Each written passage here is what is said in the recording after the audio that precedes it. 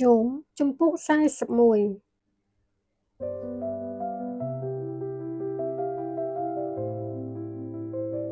តែអ្នកអាចយកសន្ទូចទៅស្ទួយស្ដាច់ក្រពើហើយយកខ្សែទៅចងអណ្ដាតរបស់វាបានឬតើអ្នកអាចយកកន្លះទៅដាក់ច្រមុះវាហើយយកដែកទៅចោះថ្គាមរបស់វាបានឬតើអ្នកស្មានថាវានឹងទទួលអង្វរអ្នកហើយនិយាយមកអ្នកដល់ទន់ភ្លន់ឬតើវាចុះខយសន្យាជាមួយអ្នកហើយអ្នកប្រើវាជាទេសកលបានរហូតឬតើអ្នកអាចលេងជាមួយវាដោយលេងចាប់ឬក៏អាចចងវាទុកឲ្យកូនស្រីរបស់អ្នកមើលកំសាន្តតើពួកអ្នករកស៊ីអាចយកវាទៅលក់ហើយអ្នកលក់អាចយកវាទៅចែកគ្នាកាត់ឬតើអ្នកអាចយកចំនួនមកចាក់ទម្លុះស្បែកវាហើយយកស្នងចាក់ត្រីមកចាក់ក្បាលវាបានឬចូលលូកដៃពណ៌វាមើល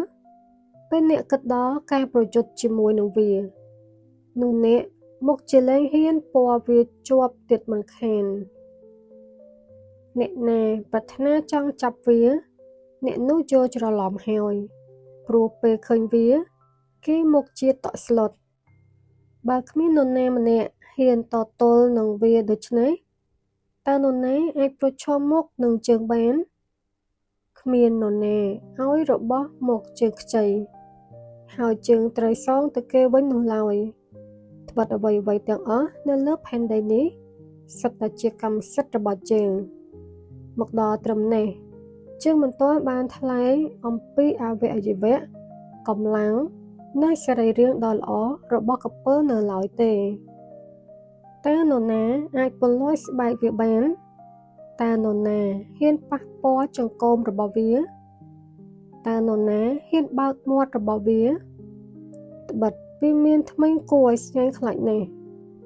ស្រុកការដ៏សង្ហាហើយមួមរបស់វាតបជាប់គ្នាទៅវិញទៅមកយ៉ាងស្អិតរមួតស្រុកការរបស់វានៅជាប់គ្នាយ៉ាងជិតសូម្បីតែខ្យល់ក៏ពុំអាចឆ្លងកាត់បានផងស្រុកការនីមួយៗតបជាប់គ្នាយ៉ាងមាំដែលពុំអាចបំបែកចេញពីគ្នាបានឡើយកាលណាវាព្រោះទឹកចេញមកនោះមានបែកជាពន្លឺ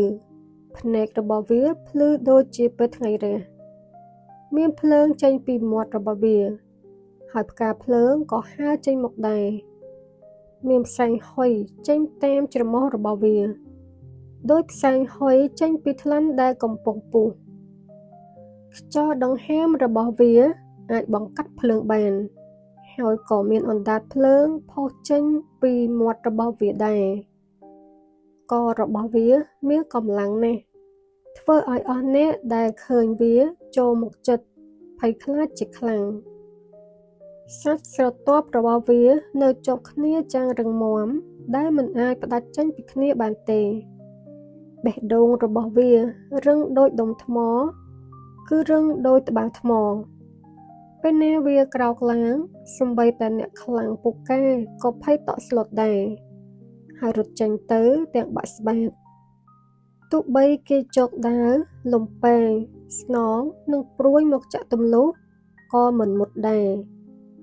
ត្បិតវាចាប់ទុកដែកដូចជាចំបើងហើយលហិនដូចជាឈើពុក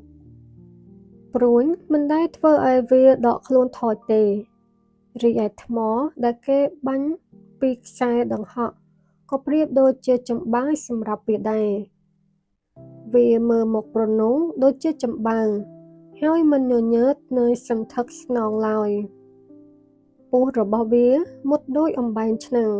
ធ្វើឲ្យមានដែននៅលើភក់ដូចដែនរនាស់វាធ្វើឲ្យទឹកនៅក្នុងមហាសាគរពុះកញ្ជ្រោដោយទឹកពុះនៅក្នុងថាងហើយធ្វើឲ្យសមុទ្រប្រៀបដូចជាឆ្នាំងរងាស់ទឹកអប់វាធ្វើឲ្យមានដែនរលោងនៅពីក្រោយវាគឺប្រៀបបីដូចជាសក់របស់ចាស់ព្រឹទ្ធាចារ្យនៅលើផែនដីនេះគ្មានសត្វណាដូចវាឡើយជាងបង្កើតវាមកមិនខ្លាចអ្វីទាំងអស់វាមិនញញើតនឹងមើលទៅសត្វដោយសម្បើម ត្បិតវាជាស្ដេចលើសត្វសាហាវទាំងអស់